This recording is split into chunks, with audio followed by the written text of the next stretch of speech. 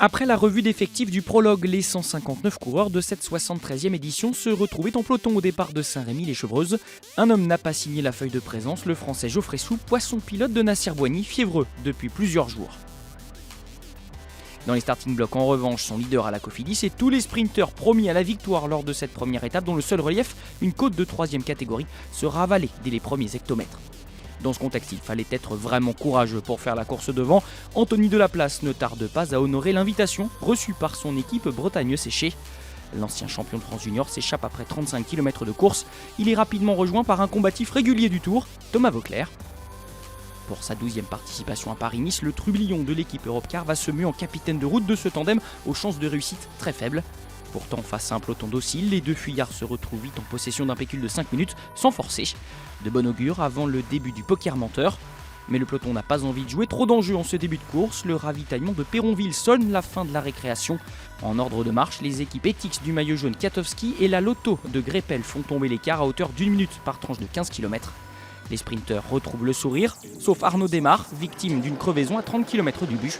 Sans conséquence pour le leader de la FDJ. L'impact de cette accélération n'est par contre pas indolore pour les échappés, dont l'avance n'est plus que d'1 minute à 20 km de contre. Un avantage trop limité malgré une résistance homérique, le duo français sera repris à 1,5 km de l'arrivée, juste avant une dernière ligne droite qui va consacrer Alexander Kristoff. Grand favori des arrivées groupées, compte tenu de son CV de début d'année, le Norvégien ne va pas se défiler. Il devance les Français Nacer Boigny et Brian Cocard.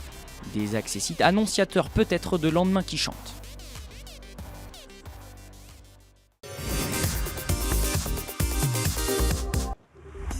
À 3 semaines de défendre sa couronne sur Milan-San Remo, Alexander Kristoff est arrivé dans les Yvelines avec une pancarte d'homme à abattre. 4 victoires d'étape pour commencer l'année, on savait le coureur Katusha affûté, mais même ciblé par la concurrence, il n'est pas passé à côté de ce premier sprint massif.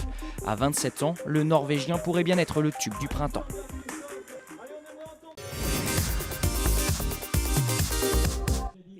Je suis très heureux, d'autant plus que c'est ma première victoire sur Paris-Nice. Je crois que j'étais venu 4 fois ou 3 fois par le passé, mais jamais je n'avais été en mesure de gagner une étape.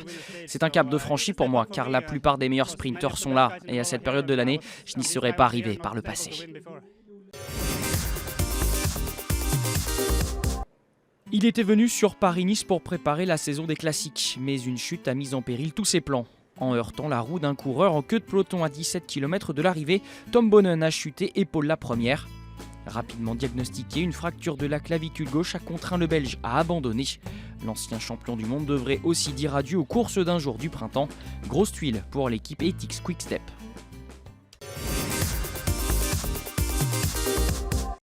Les 10 premiers de l'étape représentent chacun une équipe différente. Rien à redire, on a bien assisté à une arrivée groupée. Kristoff y a remporté son 5e succès de la saison après 3 étapes sur le Tour du Qatar et une au Tour d'Oman. Au général, pas de changement dans le haut du classement puisque le vainqueur du prologue, Michel Katowski, conserve le maillot jaune dans la même seconde que Juan Dennis. Tony Martin pointe à 7 secondes.